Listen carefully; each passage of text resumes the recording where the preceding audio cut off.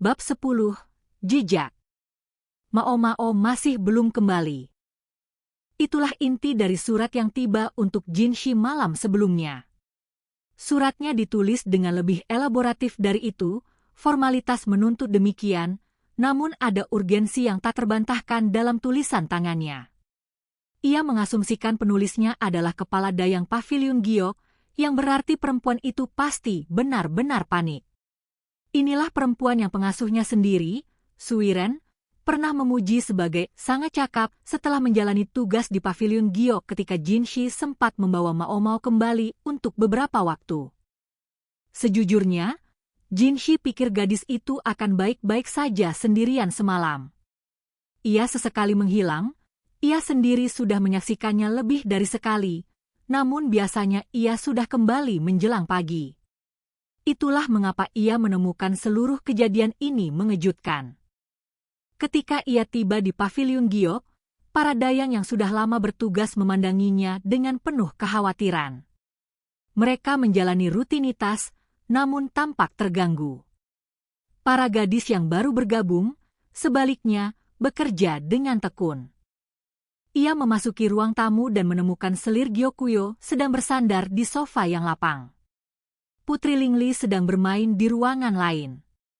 Kepala dayang, Hong Niang, ada di sana, wajahnya teguh. Gyokuyo memegang kipas lipat di depan mulutnya, meskipun penampilannya kurang lebih seperti biasa. Anda tampak baik-baik saja, Nyonya, kata Jinshi. Tidak juga, jawab Gyokuyo, memperjelas bahwa ia tidak akan membuang waktu untuk formalitas. Rupanya, ia tidak setenang yang ia tampak terhadap situasi ini. Aku mengira kamu pasti sudah membawanya pergi lagi, namun sepertinya aku salah tentang hal itu, setidaknya. Jujur saja, Nyonya, pernahkah aku melakukan sesuatu yang begitu tidak sopan? Kenyataannya, Jinshi berbagi kegelisahannya. Aku bertanya-tanya apakah ia sudah pergi dan mencampuri urusan berbahaya yang baru, kata Gyokuyo. Apakah kita tahu apa yang sedang ia lakukan? Ya, sampai tengah hari 2 hari yang lalu, Hong Niang menyela. Ia menjelaskan bahwa Mao Mao sudah pergi ke kantor medis untuk menyiapkan mugwort untuk Moxibushi. Luomen sudah menjelaskan tentang daftar ketentuan kesehatan untuk istana belakangnya, dan mengatakan Mao Mao sangat mendukung ide itu. Mungkin ia pergi ke lembaga studi praktis, kata Luomen, dan Kasim tua yang mengelolanya mengonfirmasi bahwa Mao Mao memang sudah ke sana. Namun setelah itu, seolah ia telah menghilang begitu saja. Ia sudah pergi mengambil mugwort, kemudian pergi ke sekolah. Kemana ia pergi setelah itu? Aku hanya bisa berpikir ia terjerat oleh sesuatu, kata Hong Niang. Ia tampak cukup tenang, namun ada sedikit rasa tertekan dalam sikapnya, dan keinginan yang jelas untuk membela Mao Mao. Aku sudah memeriksa tempat-tempat yang paling mencurigakan, namun tidak ada apa-apa. Dan Hong Niang, bagaimanapun, adalah dayang Gyokuyo. Ia tidak bisa membuat keributan sendiri. Ia harus mengandalkan Jinshi. Jinshi menyilangkan lengan dan menggumam. Sulit untuk membayangkan apapun yang akan mendorong Mao Mao untuk menghilang atas kemauannya sendiri. Ia memang terkadang kasar, namun ia mengerti kedudukannya. Demikian juga, ia punya kebiasaan meremehkan nilainya sendiri, namun ia tentunya tahu bahwa sekadar meninggalkan tuannya tanpa izin akan membawa hukuman.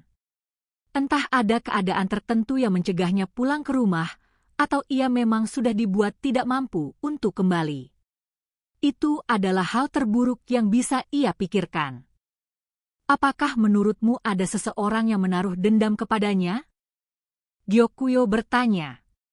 Dengan lebih dari 2.000 perempuan dan 1.000 kasim di istana belakang, pasti ada 1-2 orang yang tidak cocok dengan seseorang, dan perbedaan seperti itu terkadang bisa tumpah menjadi kerugian nyata. Dendam? Terhadapnya? Banyak, kurasa, kata Hong Niang. Mereka semua terdiam. Kenyataan bahwa tidak ada yang bisa menyangkalnya sangat mengganggu. Beberapa perempuan dari paviliun kristal, khususnya, mungkin memang menargetkan Mao Mao.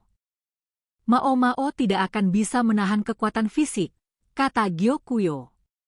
Gadis muda itu cukup paham tentang racun, namun ia kecil dan tidak kuat secara fisik. Jika sekelompok orang menyerangnya, ia akan mati. Ya, itu benar, kata Gao Shun, dahinya semakin berkerut. Namun entah mengapa, aku ragu ia akan pergi ke alam selanjutnya sendirian. Mereka semua terdiam lagi. Semua orang di ruangan sudah cukup mengenal Mao Mao untuk tahu bahwa bahkan dalam menghadapi kekerasan fisik, ia tidak akan pergi dengan tenang.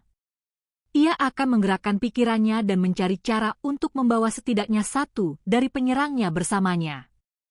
Saat ini, bagaimanapun, tidak ada alasan yang jelas untuk hilangnya ia.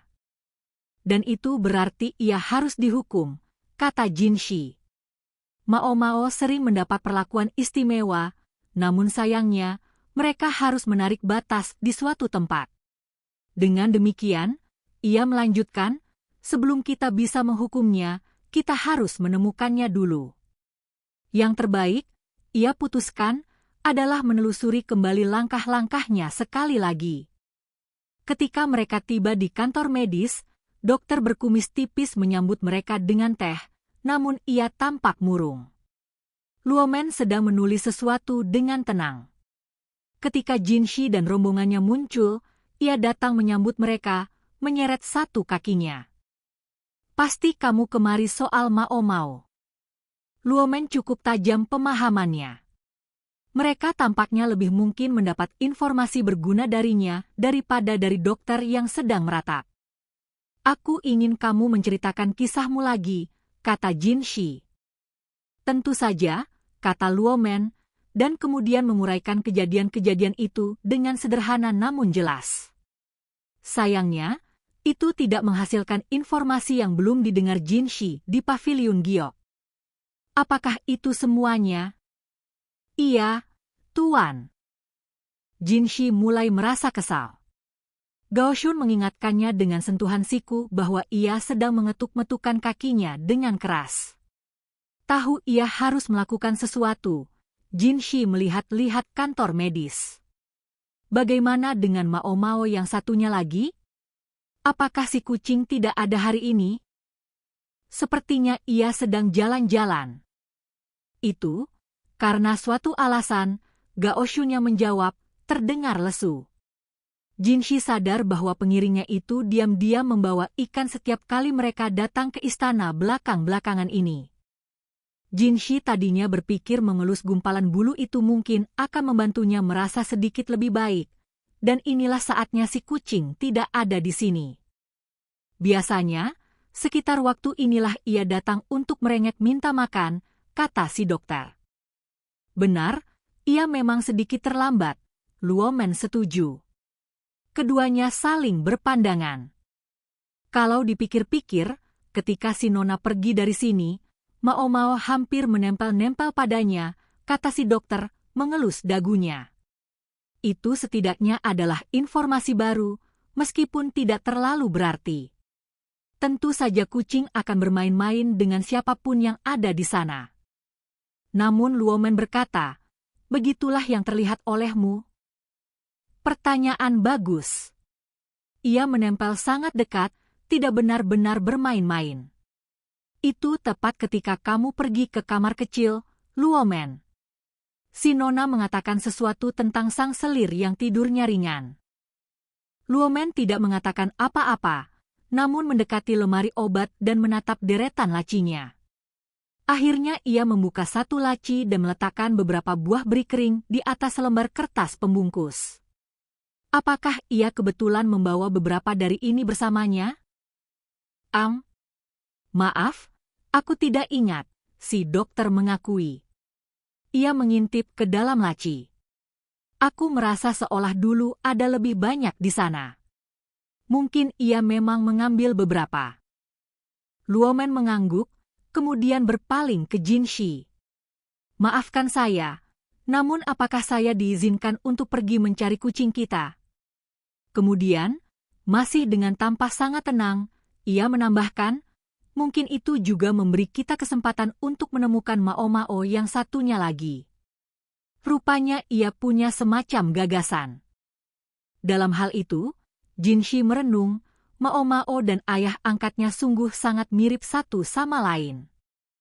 Dan apa gunanya menemukan kucing ini? Mungkin tidak ada gunanya sama sekali. Kita harus lihat dulu, kata Luomen. Ia berjalan sambil menyeret kakinya, tempurung lututnya telah dilepas ketika ia diusir dari istana belakang. Hukuman atas kematian pewaris tahta, putra sulung kaisar saat ini. Anak-anak, perlu dicatat, memang meninggal setiap saat. Dimutilasi dan diusir karena kejadian semacam itu hanya bisa dikaitkan dengan nasib buruk Luomen. Kini Kasim itu mempelajari buah beri aneh di tangannya, obat herbal yang telah ia ambil dari lemari obat.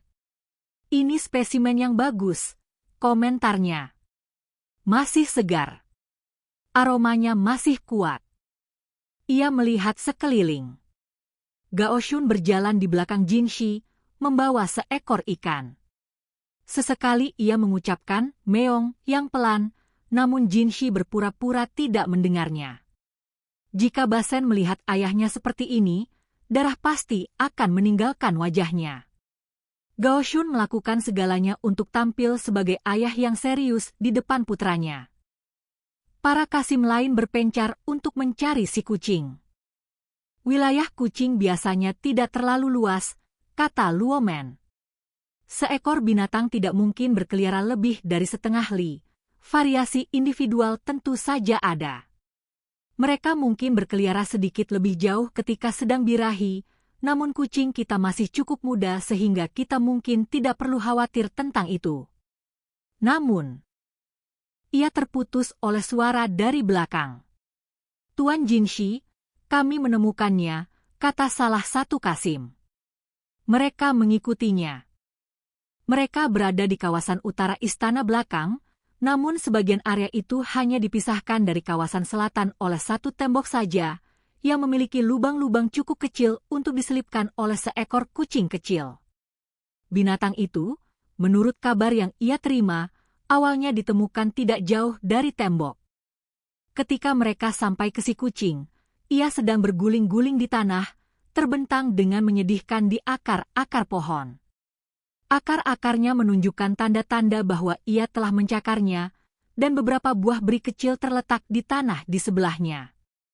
Jinshi berjongkok dan menggaruk Mao-Mao di bawah dagunya. Si kucing memicingkan mata kenikmatan, kemudian membalik badan dan tidur. Jadi ia sudah tidur, tanya Jinshi. Tampaknya hampir seperti ia sedang mabuk.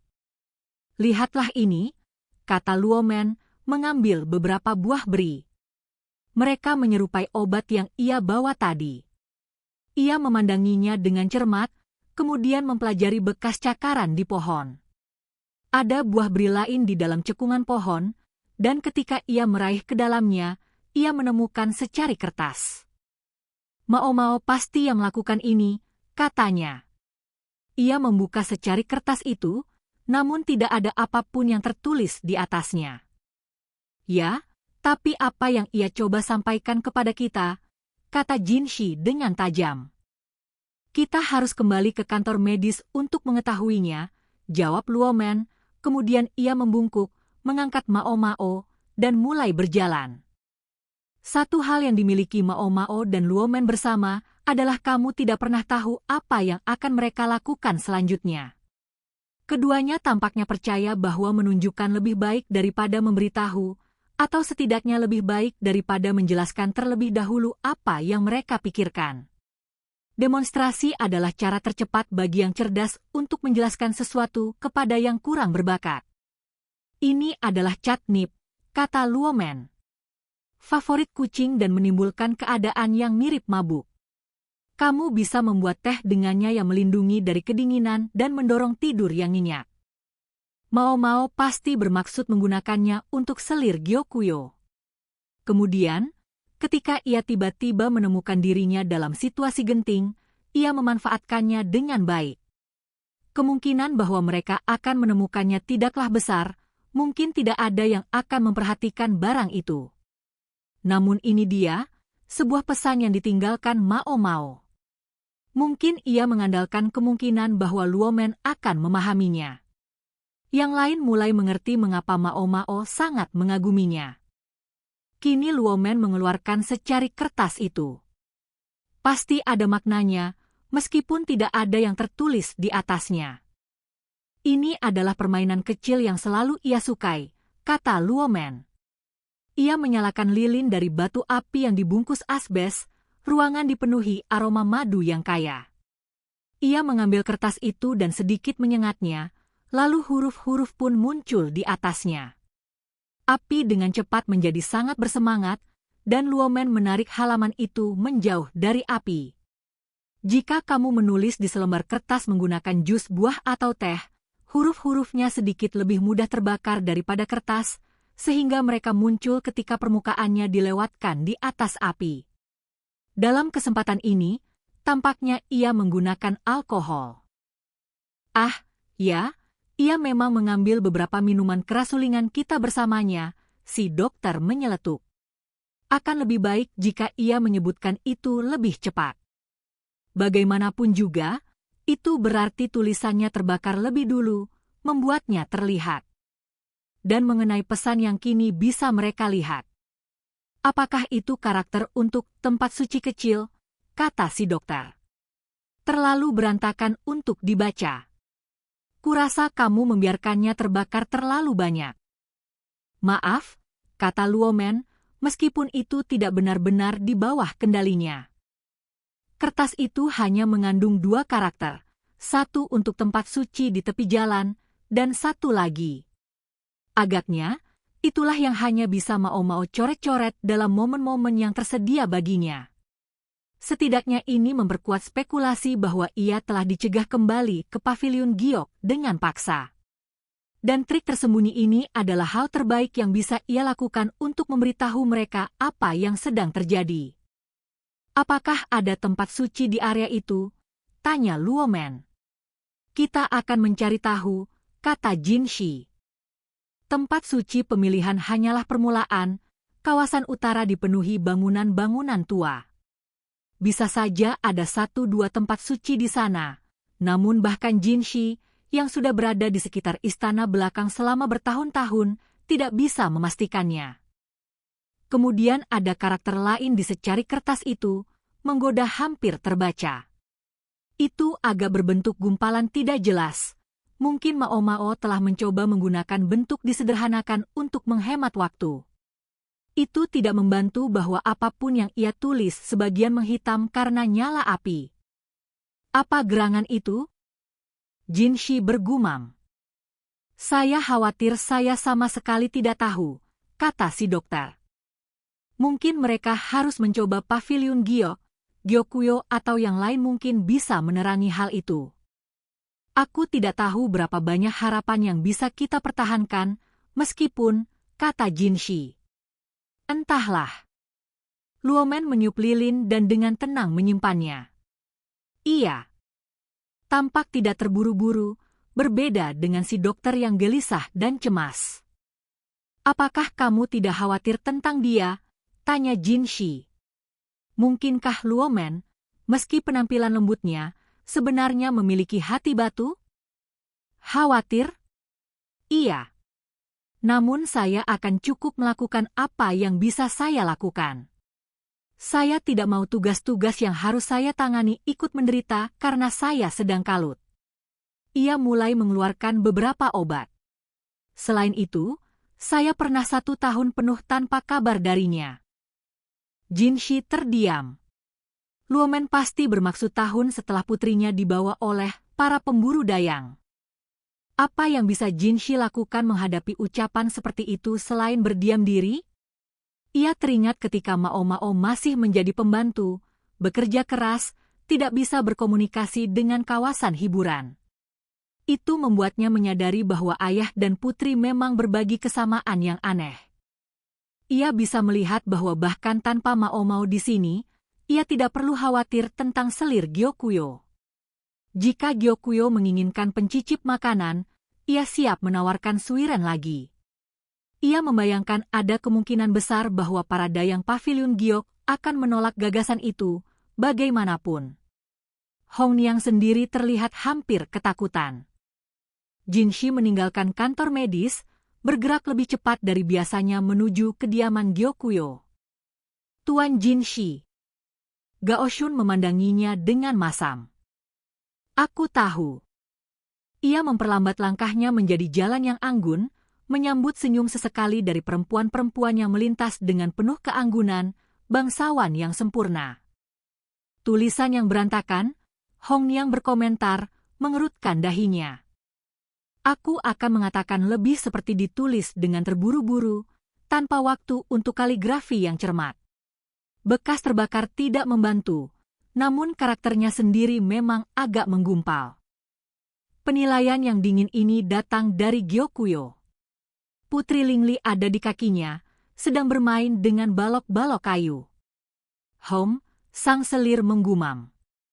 Kira-kira apa maksudnya? Sepertinya sedikit mirip karakter untuk sayap. Tidak. Bagian bawah karakter itu tidak cukup padat untuk itu.